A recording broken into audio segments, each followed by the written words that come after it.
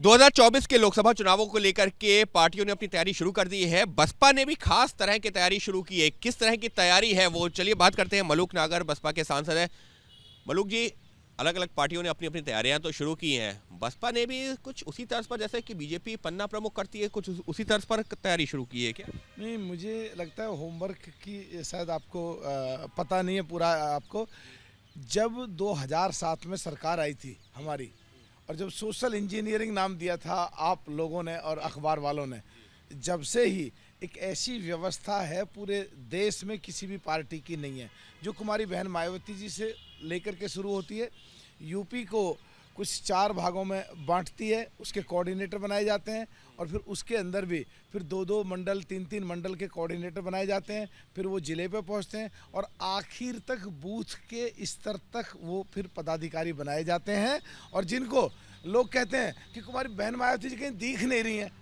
हाँ, कुमारी बहन मायावती जी कहीं दिख नहीं रही है, तो जो उसको जो है वो उसको लेकर के ऊपर से आदेश नीचे तक बूथ तक जाता है, और बंद कमरों में, बंद हॉलों में किसी को पता तक भी नहीं चलती है, और वहाँ कोई भी मीडिया, टेलीविज़न या अखबार वाला होता भी नहीं है, और उनको बुलाते भी नहीं है, और अंदर अंदर काम चलता रहता है। और उस पर इतना ज़्यादा काम चलता है कि नीचे बूथ स्तर तक पूरा काम चलता है। तो इन दूसरी पार्टियों ने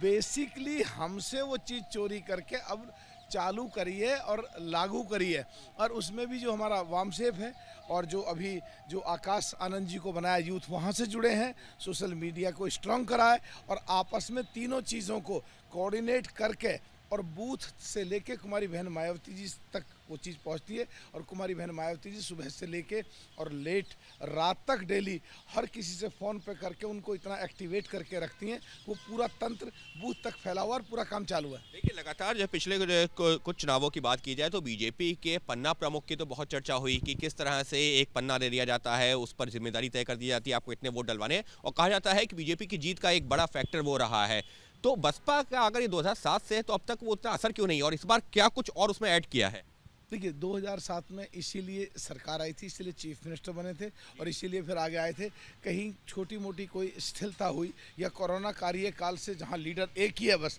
1 से लेकर 100 तक, दूसरी पार्टियों में तो लीडर बहुत होते हैं, तो पूरा जहां जान का खतरा हो, तो वहां थोड़ा सा हल्का सा ज़रूर हुआ था। और पहले की तरह फिर चीज़ें उसी लाइन पे लौट रही हैं, और नीचे तक बीएसपी पूरी तरीके से लौट रही है। फंक्शनिंग अगर आप जो थोड़ा सा बता सकें कि किस तरह से, मान लीजिए कि आपने बताया कि पूरे प्रदेश को 4 हिस्सों में बांट दिया गया, उसके बाद में उसके नीचे कितने लोग होते हैं, क्या तरीका होता है? उसमें ये कि जैसे कोई पहले पूर्व विधायक रहा है, या पूर्व सांसद रहा है, या सांसद नहीं भी रहा है, तो पूरा पार्टी के लिए समर्पित है, पार्टी का बिल्कुल एकदम मिशनरी वर्कर है, तो उनको मंडल पे बना दिए जाते हैं, जिनमें 10-10, 12-12 एमएलए की सीट होती हैं, 2-2, 3-3 एमपीओ की सीट होती हैं, और उनका उससे बाहर नहीं निकलते। उसी पे ही रोज़ कहाँ पे मीटिंग किसको लगाना है, किस बूथ पे मीटिंग होनी है, कहाँ पे वोट बनवानी है, कहाँ पे छोटी छोटी गाँव स्तर पे मीटिंग करनी है, और कैसे उसमें भी फिर नीचे सभी जातियों को बांट करके सभी जातियों के अलग अलग इंचार्ज बनाए जाते हैं। वो सब अपनी अपनी जातियों को देखते हैं, और जब सोशल इंजीनियरिंग का पिछले दिनों उसी चीज़ को ध्यान में रख के लोगों ने नाम दिया था। और अब तो सोशल मीडिया का भी जो है बहुत इस्तेमाल होता है, तो सोशल मीडिया को भी अब इसी में इनकॉर्पोरेट कर लिया गया है कि कैसे सोशल मीडिया का भी इस्तेमाल करना है लोगों तक पहुंचने में। हाँ, सोशल मीडिया पे आनंद जी उधर उसको पूरा ध्यान रख करके, और यूथ में किस तरह ज़्यादा फैलाई जाए, इस पे भी पूरा होमवर्क भी हुआ है, पूरे बदलाव भी हुए हैं, और इफ़ेक्टिव कैसे हो इस पे पूरा मंथन हुआ है, और उसको बहुत ज़्यादा इफ़ेक्टिव कर दिया है। जैसे बहन जी का जो ट्वीट आएगा, तो उसको तुरंत वो सारे जितने भी पूरे उत्तर प्रदेश में चारों भागों में अलग अलग जितने भी मंडल के कोऑर्डिनेटर, उनको जाएगा। जो वहाँ का राष्ट्रीय महासचिव है और ऑफिशियल इंचार्ज है ओएसडी मेवालाल जी, वो करेंगे उनको, और वो आगे फिर अपने ज़िले वालों को करेंगे, और ज़िले वाले फिर आगे विधानसभा वालों को करेंगे, विधानसभा आगे उसको बूथ तक वाले को करेंगे। तो बहन जी का ट्वीट आधा घंटे के अंदर अंदर बूथ तक, बहन जी से चल कर बूथ तक पूरी तरह पहुंच के सर्कुलेट होता है। और फिर वो जो बूथ वाले हैं, फिर उनकी ड्यूटी है, मान लो एक बूथ पे वो 12 लोग लगा रखे हैं, तो 12 की ड्यूटी है कि उस गांव में जितने भी वोट हैं एक एक तक फिर वो उसे पहुंचाएंगे। यानी कि सोशल मीडिया एजेंसी से ना करा के अपने खुद के नेटवर्किंग और जो कोऑर्डिनेटर सिस्टम है, जो ये कहीं पे पन्ना प्रमुख हैं, कहीं पे वो सेवा दल है, उससे बहुत ज़्यादा इफ़ेक्टिव और अभी सशक्त हुआ है।